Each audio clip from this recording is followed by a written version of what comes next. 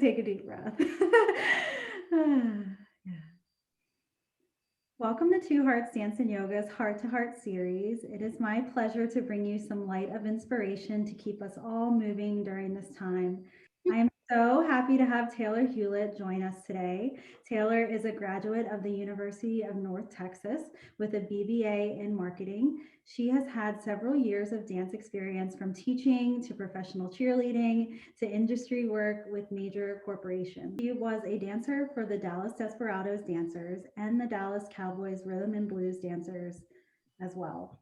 With both teams, she attended appearances all over the country. She was one of the only rookies on the team chosen to perform on the hit television show America's Got Talent, Good Morning Texas, and DFW Sports Beat. She has also done industry work with Pepsi, Party City, DIFFA, and Rascal Flatts. She is a former cast member at Walt Disney World and Disney Cruise Lines. There, she danced in several shows, commercials, parades, and brought several world famous Disney characters to life. I'm so happy to have Taylor here with us. She is my Disney girl. I am so excited. I don't think you understand. When I found out that you were a character and you were performing and dancing at Disney World, I was like, oh my goodness, it just lit me up. So it's so good to be here.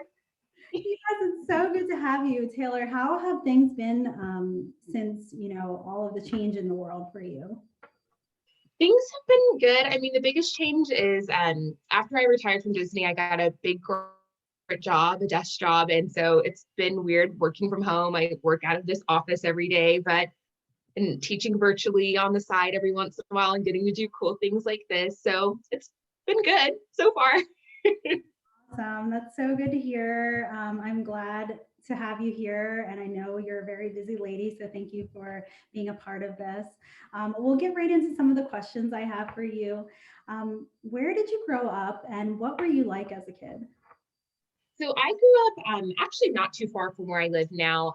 It's a city called North Richland Hills. It's right smack in the dab between Fort Worth, Texas and Dallas, Texas, right in the middle. Growing up as a kid, I like to be the center of attention. We have this home video that my family brings up anytime we're together. My dad was like recording us while we were at Six Flags, just hanging out at the theme park. And I was like, Dad, look at me, Dad, look at me. Dad, look at what I'm doing. Look at me. So I always like for people to be looking at me and entertaining and loud all over the place, always trying to make people laugh and have a good time. So pretty much the same as how I am now. You definitely have that energy and it's infectious. So I love it. So how did you discover your love for dance in the first place? So I have an older sister. We're 4 years apart, and she danced in middle school and high school. And then she also danced for the Dallas Desperados, the same team that I was on as well.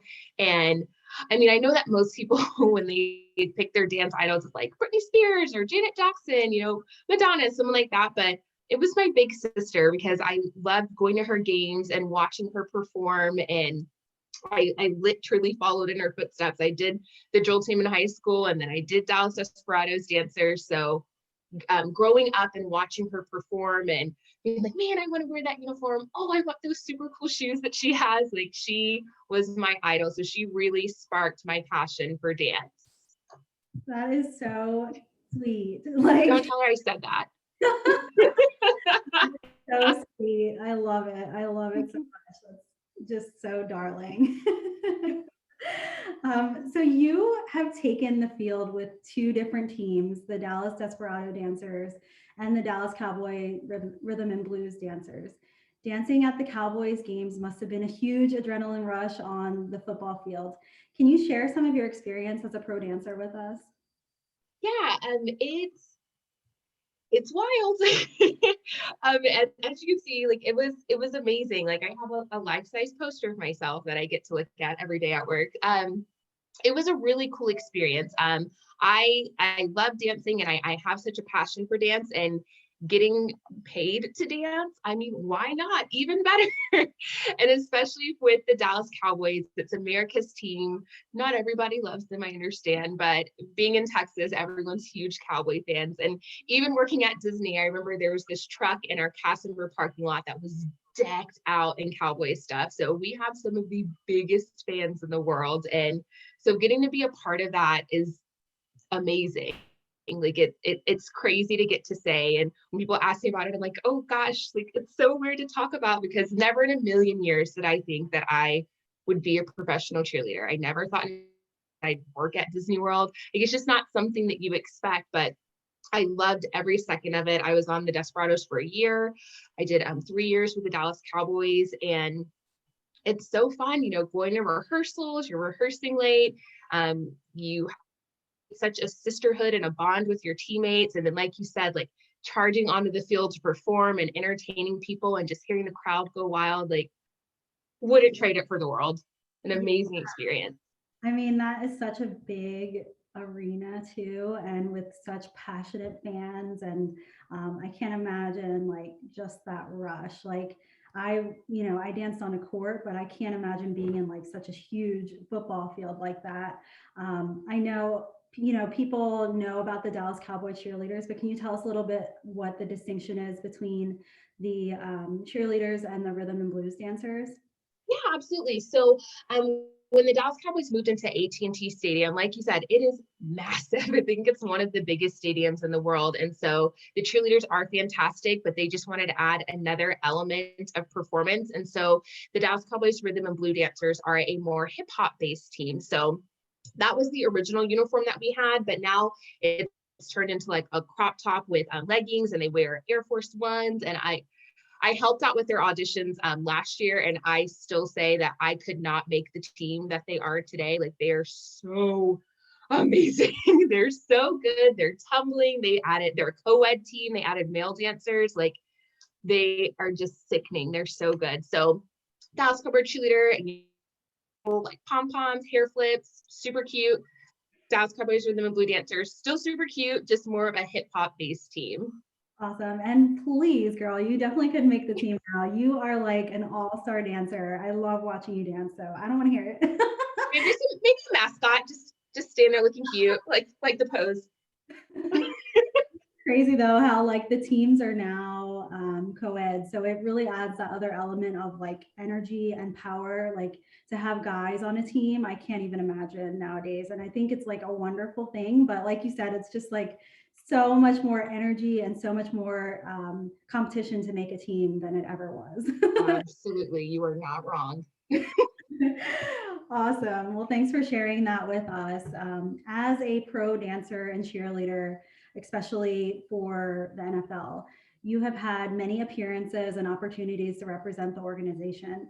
Many don't realize that this is a big part of the job, and you had the opportunity to perform on TV shows like America's Got Talent. Can you tell us about that?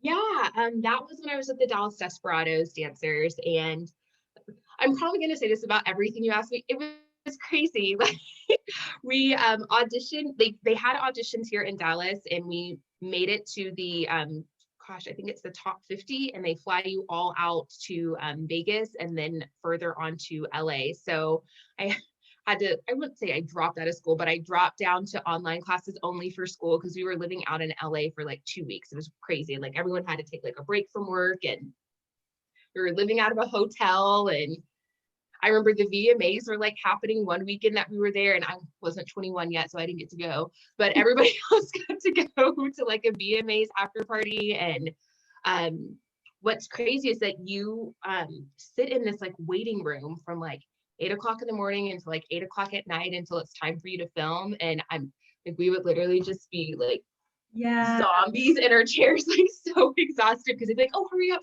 it's time for you to go. Oh wait, never mind, no, go sit down, we're not ready for you yet. And you're just like, ah. Yeah. So super cool. Like, I'm sure like with games, hurry up and wait. But it was a really fun experience. We ended up making it to the top like 20 or 25 or something like that.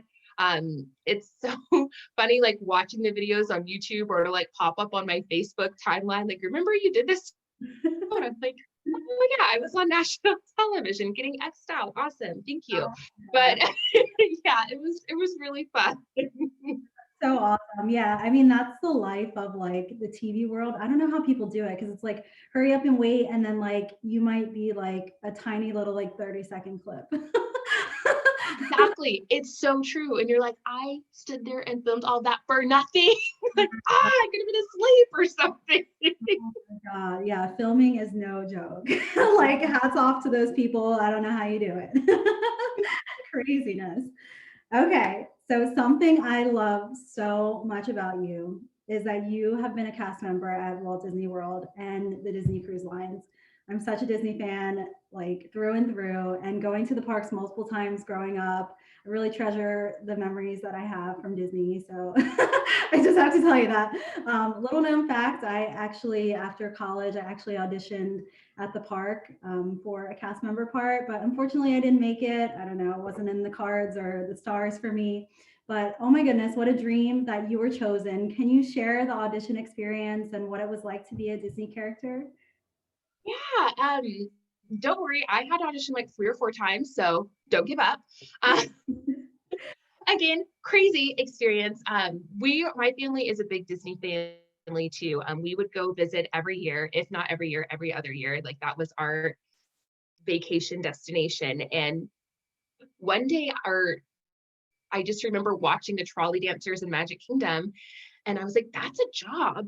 And I remember watching the dancers at the Festival of Lion King, and I'm like, they're getting paid to dance too. Like that's kind of, I would like to do that. And so after I retired from the Dallas Cowboys rhythm and blue dancers, I um, did I fly out there? Yes, I flew out there on a whim, found a like $100 round trip ticket, flew out there.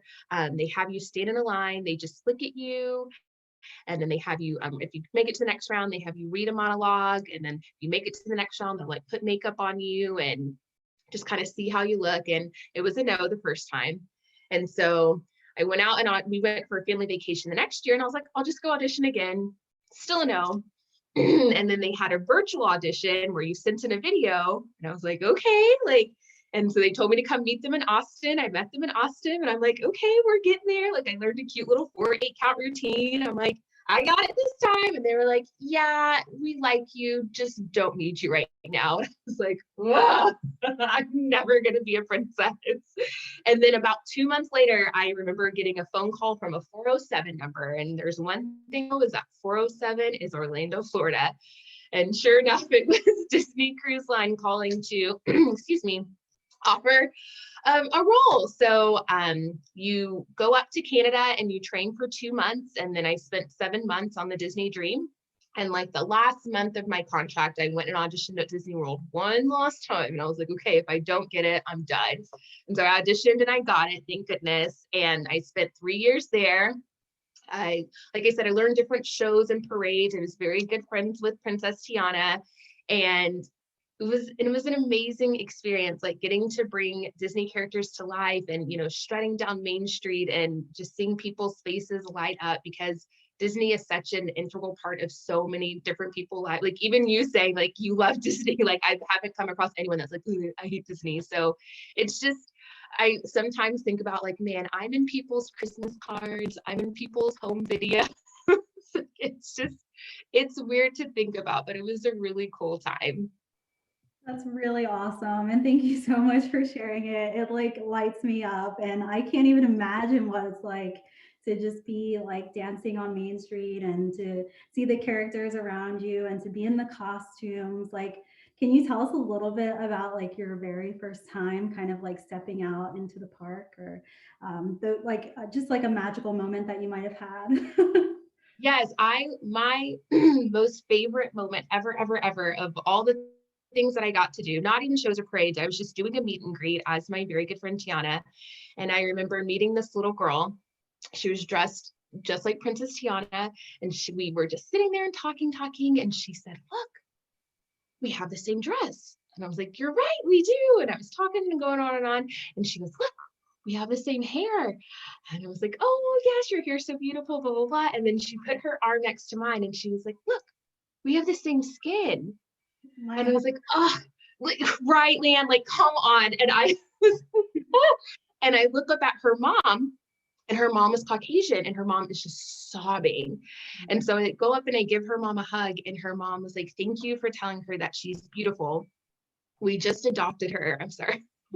Kind Adopted her, and she's having a really hard time understanding why she doesn't look like the rest of us. So thank you for telling her that she's beautiful in her own skin.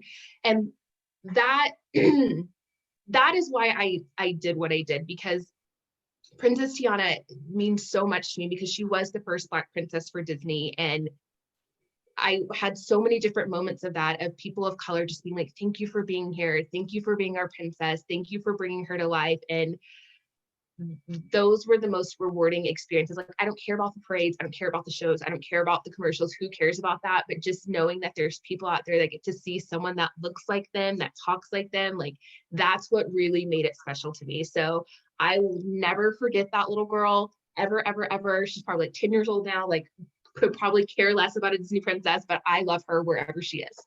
it is like such a heartwarming story. I can't even. Wow, what a wonderful, wonderful thing. And to know that it's like bigger than you. Like, Yes. it's really impacting someone's life, and it's really, putting things into perspective. Like, a lot of people don't think about that, but it's like now, like, we can relate to a princess and like really feel like your dreams can come true. And that is the most beautiful story. Thank you so much. Thank you for sharing that. Oh my goodness. Like, how am I supposed to keep it together now? I know. Oh my gosh. And then of course I had like more people to meet after that, and I'm like, I don't hold it together. So I understand. That is so special. Oh my goodness. So I have to ask, you talked about some of these, special moments, but do you have any behind the scenes secrets that maybe you can share about working in the Disney parks, and maybe even a little character voice for us? I think for me, one of the coolest parts with being a cast member is, you have to think, like, Disney World's open from like pre-COVID, like 7 o'clock to midnight, sometimes 2, sometimes 3, sometimes 4 o'clock in the morning. And so you have these new shows and parades, and like, you can't practice them in the middle of the day because there's guests everywhere. And so what they do are these things called overnights. So you go to the park at like 3 o'clock in the morning. You get dressed up in the costumes, like my Bubble Girl costume that I have pictures of. You put on the whole shebang, and then you do the parade at 4:30 in the morning and it's like pitch black outside. There's nobody else in the park, just empty streets. And for me, I just think that was so amazing, because nobody else gets to see anything like that. Like, you're not allowed to bring your cell phones. You can't take pictures, because that's not something that a guest would ever see. So I always thought that was so cool. Like, Olaf summer cool down at what is it called, Hollywood Studios. So seeing Hollywood Studios in the middle of the night, crazy. I opened Mickey's Royal Friendship there, and learning different roles in the Festival of Fantasy Parade. So each time I learned a new role, I'd have to be at the park in the middle of the night. So it's just so weird to just be there, and there's no music playing, no lights. You're just marching down Main Street, like headed towards the castle. Like, this is my life. This is my job right now. And it's 5 o'clock in the morning. I'm so tired, but I'm just gonna keep on going. So that was always something that I thought was really cool behind the scenes wise. And Tiana, basics. Hi y'all. I hope that you'll hop by my restaurant sometime, because my food is the bee's knees. Bye you.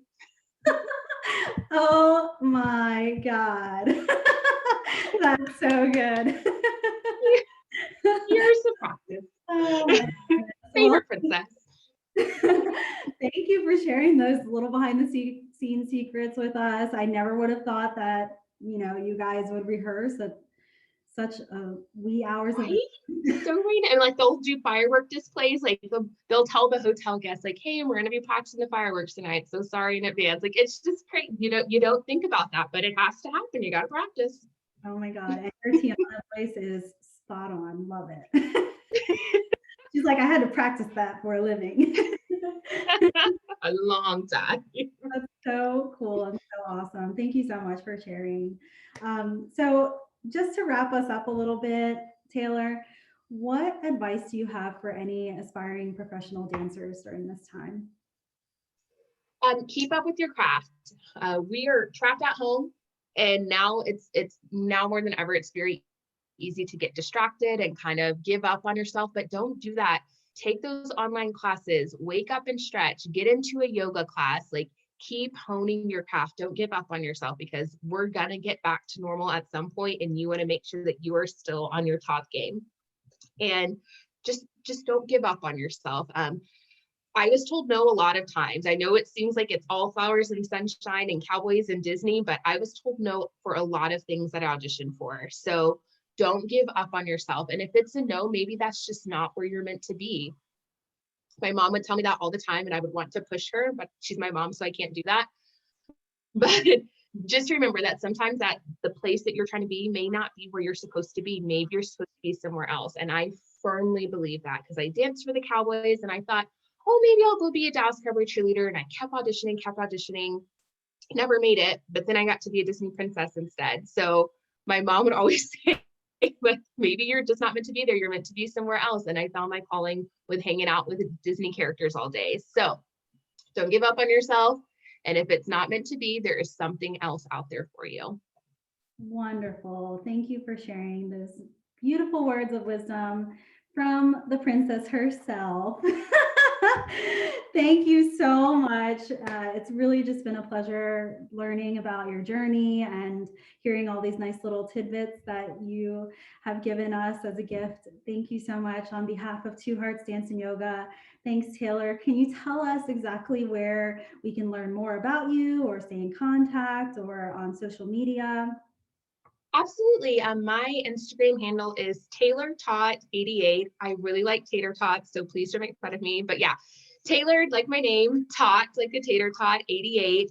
Please feel free to reach out to me. You can, message me or comment or tag me in something. I'm always here to help. I love sharing my passion for dance and for performing. So if you ever need anything, please hit me up. And thank you so much, Leanne, for having me. Like I said, this is my passion. I love being able to do things like this. So thank you for inviting me. This is awesome. Absolutely. And it's my pleasure. I have the pleasure of working with you with Sideline Prep, and it's just been a joy. And all of my dancers have just said such wonderful things about you. So it's nice to kind of see all of the magic that you have. And I can't wait to share you with the rest of the community. So thank you so much. Yes, anytime, anytime. Awesome.